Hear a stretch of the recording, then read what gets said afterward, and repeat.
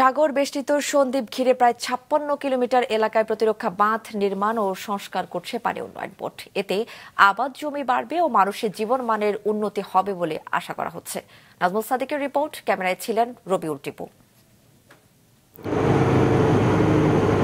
বঙ্গোপসাগরের বুকে চট্টগ্রাম জেলার একটি দ্বীপ সন্দ্বীপ। জোয়ার, জলোচ্ছ্বাস, প্লাবন, ঘূর্ণিঝড়ে বিপর্যস্ত এ দ্বীপের জনজীবন। লবণাক্ত পানির অবাধ প্রবেশে বিস্তীর্ণ জমি পড়ে থাকে অনাবাদী। দ্বীপবাসীর দুর্ভোগ অবসানে সন্দ্বীপের ক্ষতিগ্রস্ত বাঁধ সংস্কার ও নতুন বাঁধ নির্মাণ করছে পানি উন্নয়ন বোর্ড, যা ঘিরে স্বপ্ন বুনছেন এখানকার বাসিন্দারা।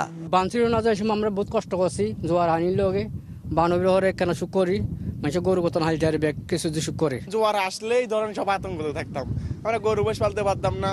এই যে ধান করলে চলে যাইতো, ৮-১০ বার লাগানোর পরও হইতো না। এখন আল্লাহর রহমতে একবারেই হয়ে যায়। এখন তো ওইখানে বস্তা দেওয়া অনেকটা ভালো হয়েছে, আর বলক দিলে তো অনেক ভালো হবে। যত দ্রুত বলকটা দেয় আমাদের দেশের জন্য ভালো হবে, চাষবাস করতে পারবে। পানি উন্নয়ন বোর্ড জানায়, বাঁধের কাজ শেষ হলে দ্বীপে আবাদি জমি বাড়বে। জলোচ্ছ্বাস হতে সৃষ্ট যেই প্লাবিত পানি, লোনা পানি, এটি রোধ করে এলাকার কৃষিকাজের উন্নতি ঘটবে এবং অনাবাদি জমিগুলোকে আবাদযোগ্য করতে পারবো এবং সেচ কাজের অনেক উন্নতি ঘটবে এবং পানি নিষ্কাশনের মাধ্যমে জলাবদ্ধতা রোধ করা যাবে। এরই মধ্যে প্রথম ভাগে ৯.৮ কিলোমিটার প্রতিরক্ষা বাঁধ সংস্কার শেষ হয়েছে।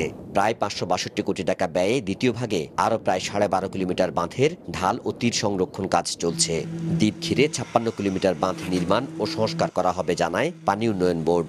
পুরো সন্দ্বীপের চতুর্দিকে আমাদের বাঁধ আছে ৫৬ কিলোমিটার এবং এর সাথে আমরা এই যে সারিকাহাইত, মগধরা, রহমতপুর, কালাপানিয়া এই ইউনিয়নগুলোতে যেই জায়গাগুলোতে বাঁধ দুর্বল রয়েছে সবগুলো জায়গায় আমরা বাঁধ মেরামতের কাজ হাতে নিয়েছি এবং আমরা আশা করছি আমাদের প্রকল্প বাস্তবায়ন হলে সন্দ্বীপ উপজেলায় আর এই জোয়ারের পানি প্রবেশের হাত থেকে রক্ষা পাবে।